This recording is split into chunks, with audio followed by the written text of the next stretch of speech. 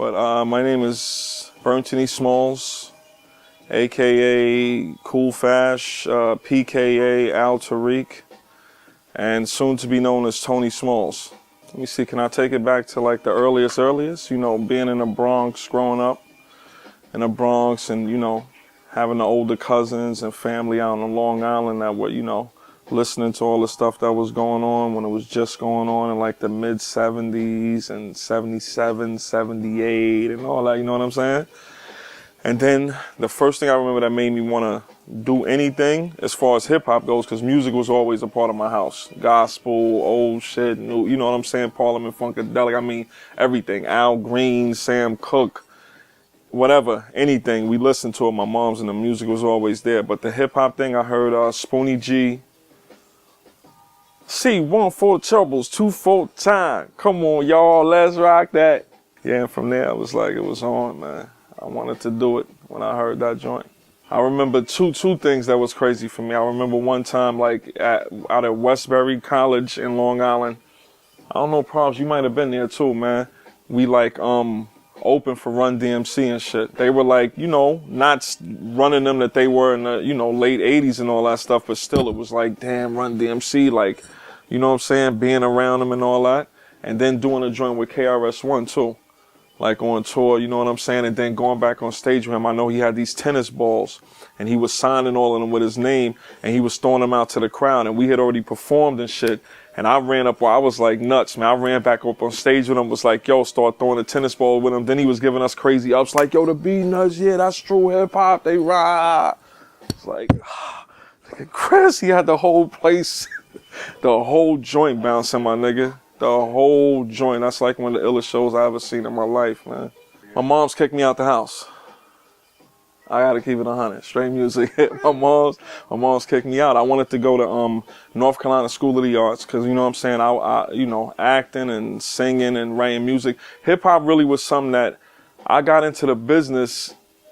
You know, that's not what my dream was though. It was like to do other stuff, man. Always writing music. I used to be in a singing group when I was growing up in North Carolina in high school and all that shit. So my moms didn't really give me a lot of support as far as the rap thing goes. You know what I'm saying?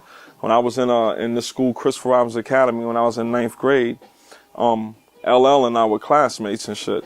And I remember asking my mom so many times, could I go and perform at, you know, block parties and all this shit? And she would never let me go. Like, yo, never happened.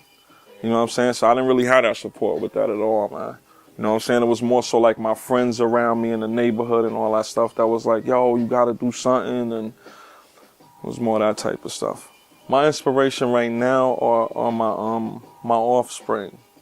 Like the one right here behind you. If you can get a little quick snip of him. That's Loach. Yeah, you know what I'm saying? My kids, you know what I mean? I tell them that I always feel like, you know, everything that happened with me was really meant so that I could have, you know, bridges and doors that'll open for them when it's time for them to do stuff. You know what I'm saying? And they all at that age now, my daughters, and, you know, that's what I'm really about to focus on. I still want to do stuff myself because I want to use that as a platform to go back on the road and talk to people about this other stuff that I'm doing with this foundation I have, Yurmi, and, you know, a bunch of other things. But as far as what drives me now to do this, aside from me just loving music and just wanting to do music forever, is my kids.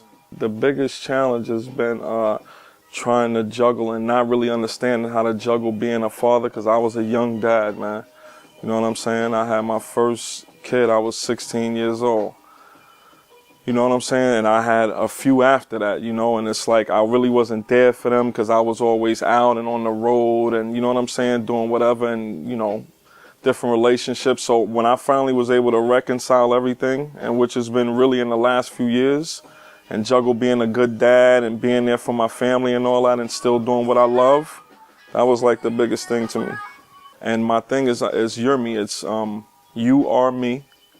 And the acronym is for, you know, universal recognition of man's equality. You know what I'm saying? It's like, I mean, we're not going to get into it right now. It's too involved. You know what I'm saying? Maybe on another date. But it just has to do with the state of our planet. You know what I'm saying? And the way we are, why we are the way we are. And the simplest thing we have to do to change everything is just a change of mind, change our priorities, connect with one another, which is like the fundamental problem of anything you want to talk about on the planet. It all happens because we're not one. And it may, like I said, it might sound corny, but if you do it, you'll see it's going to be a complete change, man. You know what I'm saying? And that's all us. So that's what I want to do. I want to be in some books by the time I go in the box, and not just for music. You know what I'm saying? I want everything I've done up to this point to pale in comparison to what's ahead of me. You know what I'm saying?